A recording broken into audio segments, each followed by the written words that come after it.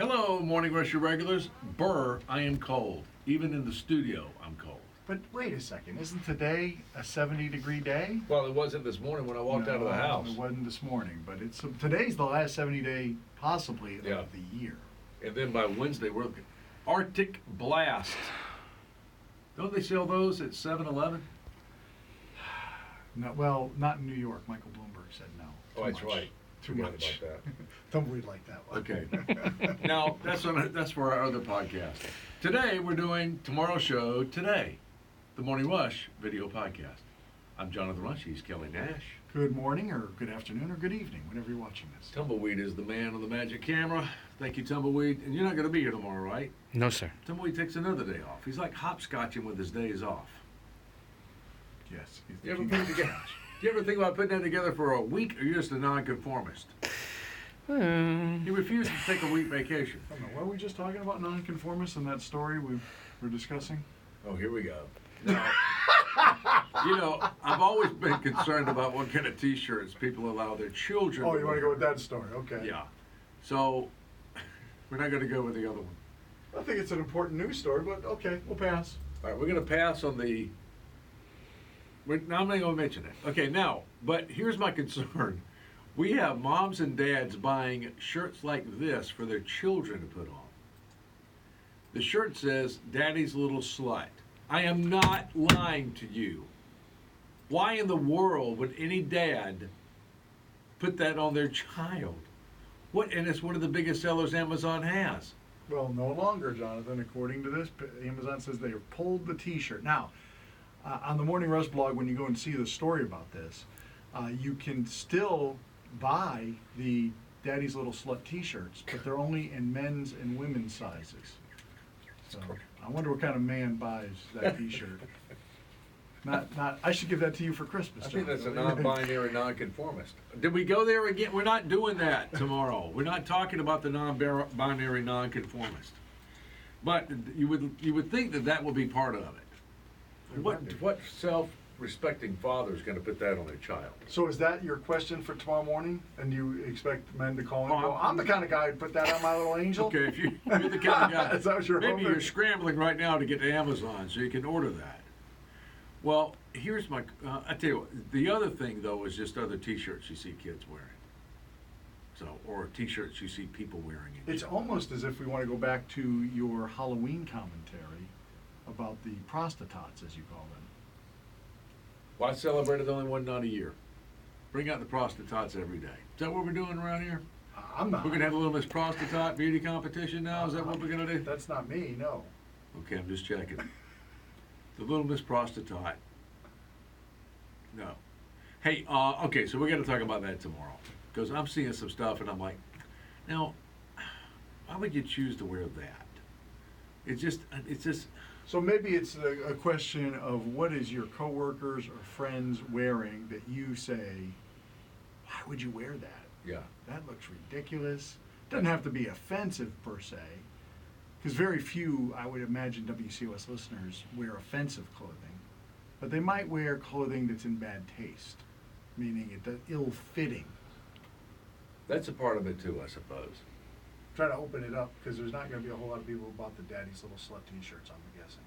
Yes, In the COS list. Now, if we were back on NOK, Oh, yeah, back when we were on WNOK, probably a quarter of the audience would have bought that T-shirt. probably. Or again, would have asked, where did you get that? Amazon. They sell everything. All right, so we'll deal with that at about 6. Let's get that early in the morning, like 6:10. Okay. Then, keep your fingers crossed. We can't mention this yet. We have huge concert tickets coming for you. We Unofficial. think, yes. Rumor is. And we may have some for tomorrow. Maybe not. We don't know yet. They're still working out the negotiations in the promotions department. So we have that going on. And then, I don't know about what your schedule's like, but Kelly and I live on the opposite ends of the clock from everybody. Mm-hmm. By the time I showed up at the Miranda Lambert show the other night, I was already yawning. Yeah, Because it's already been a long day. sure. You get up at 4 o'clock in the morning, and I Yeah. realize some people say, well, everybody gets up by 6. Okay, that extra 2 hours makes a big difference. Yes, there is a world of difference. When you go to bed at 11, that means we should be in bed by 9. Yeah. And last night, I went to bed at 11:30 Oof, and got up at 4. that's brutal. Help me. So here's the thing. Everything is scheduled It's like my dad says, it's a right-handed world. And it is. He's a left-handed person. So he has to put up with a lot of stuff that you normally wouldn't have to put up with. Outside of hammers and a few other things, generally everything's made for a right-handed world. Right-handed hammer. You can actually buy a right-handed hammer. You got to That's be careful great. not to do that. So, but here's the thing. One guy's actually bringing a lawsuit now because the function started at his bedtime. Yeah, And he bought tickets. this guy, Nate Hollander, down in Florida, he spent $1,000 to buy 3 tickets to go see the legend Madonna. Mm-hmm. Madonna had advertised that the concert was going to start at 8:30 at the Fillmore, Miami Beach. I imagine the Fillmore's probably a rather intimate setting. That's why the prices are so expensive. Sure. So everybody's going to be very close to Madonna. This is a big night, and he wanted to take, from the sounds of it, it sounded like his wife and his child. And I'm guessing his child's in high school. And then, a couple of days before the concert, they announced that the start time had moved from 8:30 to 10:30.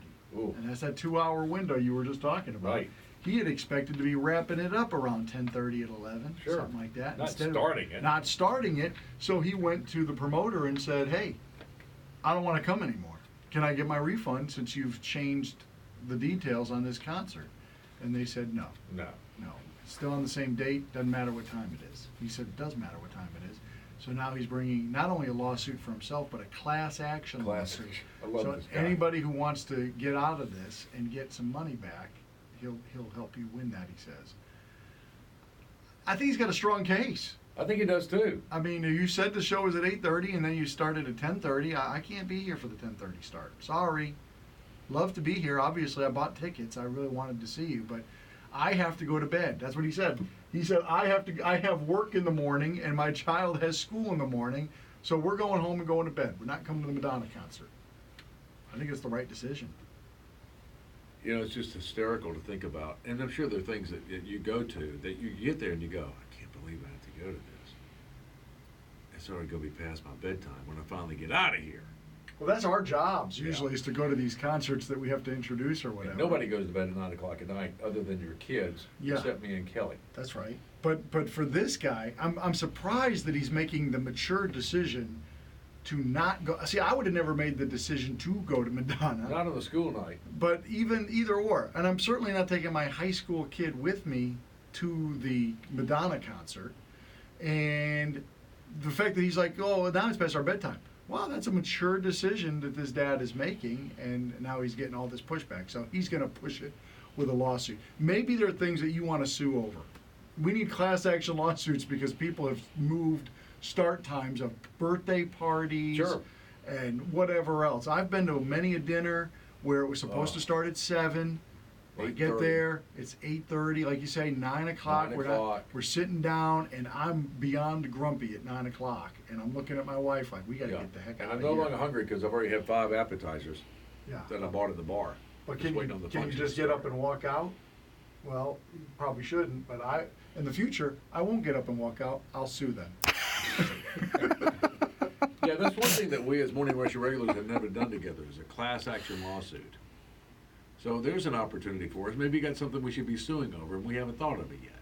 There are plenty of attorneys in town who'd be glad to represent us, I'm sure. I know you're a huge Clint Eastwood fan, Jonathan, Mhm. and so I have to ask you, is Clint Eastwood living up to his, role model status here? Is just a good old-fashioned tough guy? He's a macho man. Macho man. He said there's work to be done. Right. That's why he said he wouldn't leave when the fire came to Warner Brothers Studio on Saturday. His son filmed it, and we got it up on the Morning Rush blog, and he said mandatory evacuation. Not Clint Eastwood. No, he said go pound salt. I got work to do. So he went in and just kept editing his film while the fire raged outside. I say, listen, that's great that you think you're a tough guy. You're not going to be too tough when the fire's on you. Secondly, if you were caught in the fire, now you're putting other people's lives at risk because these firemen have to come and rescue you. Right. So that's a bad move, Clint. Just go take a day off from editing the movie. It's one thing if you're doing like work, like you're like in a war film and you're trying to save people. In this instance, you're editing a movie together. We can wait another day or two for the movie. Yeah, I'm not necessarily opposed to a rebellious spirit, but when When first responders are knocking at the door saying, we really need you to leave. I mean, you really need to leave. Because they got a big agenda here. It's not just you, Clint. It's not bigger than mine. Oprah Winfrey has got her big list out, Jonathan. Everybody waits for it every year. It was released this morning. The favorite things of 2019. These are all the things that you might want to put on your Christmas list to buy your friends and family. And I always do all my Christmas shopping off the list that I can sing along with. These are 10 things. These are the 10 things that Oprah loves. are you going to buy the House of Fluff faux fur shearling Explorer hat for $125? I don't think so. What Well, else is it's on a the gift list? for Sally, probably. I might buy them. What else is on the list? Well, that's a stylish gift. We've got the tech gifts. Where was the one that I liked? There was one about a mirror.